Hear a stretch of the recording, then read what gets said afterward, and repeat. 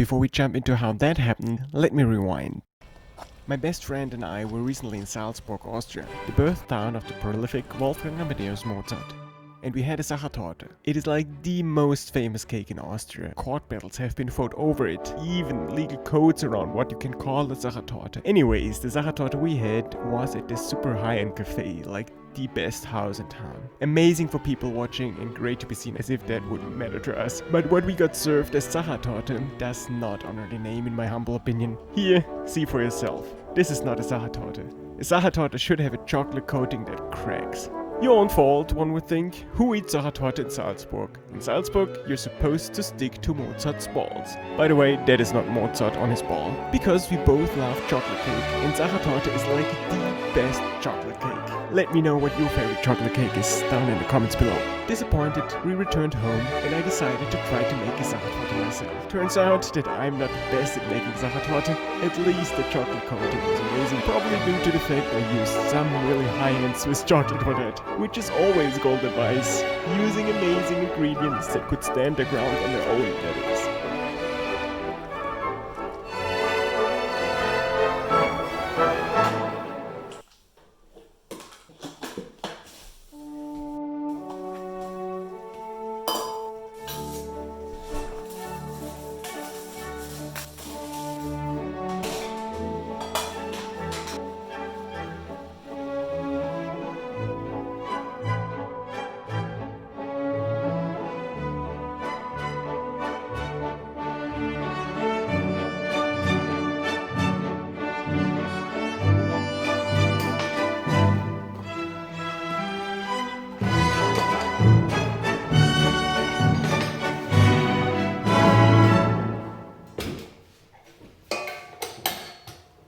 The cake itself is pretty straightforward. We need some butter, we need some egg yolks, we need a sugar, and we need some melted chocolate. Whisking together the egg yolks and the butter is very important because we are emulsifying two fats. 8 to 10 minutes will result in a softer consistency of the cake.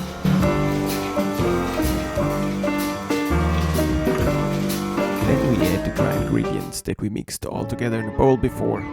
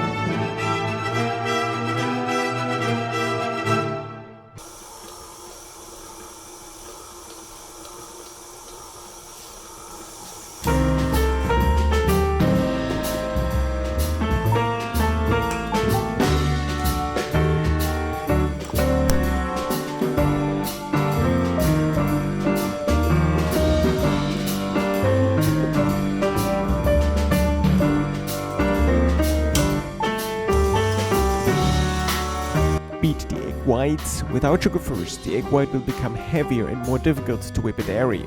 Do not entirely whip, because then it will rise in the oven and then also collapse afterwards once you've taken it out of the oven. If not entirely whipped, it will rise less, but it will stay that way.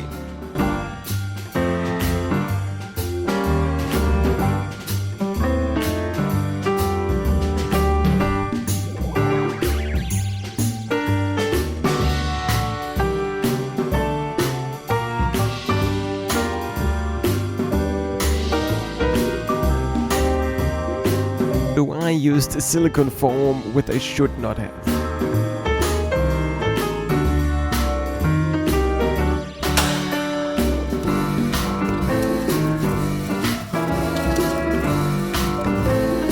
Because A, it had the wrong diameter, and B, the cake now was not with the crust, was not as nice as I would have wished it for, but more on the softer side. Well, first try making a Sachertorte, but definitely not the last time, since this is one of my favorite cakes.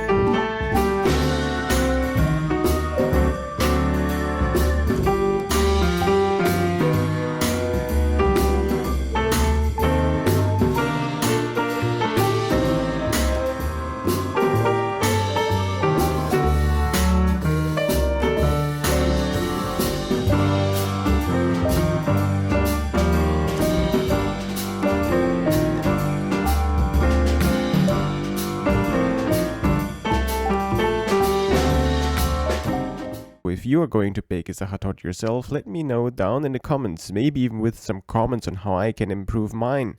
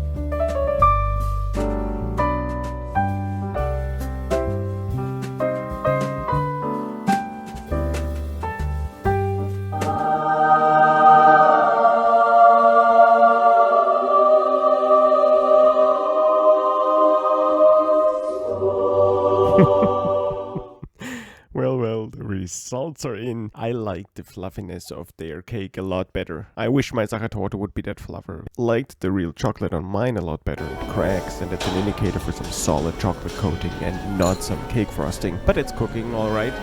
You get better, you miss some, and I like experimenting in the kitchen. This concludes today's episode. If you want, join me now while we're driving out of the beautiful old town of Salzburg with some Tchaikovsky, not Mozart. If not, please hit that like button.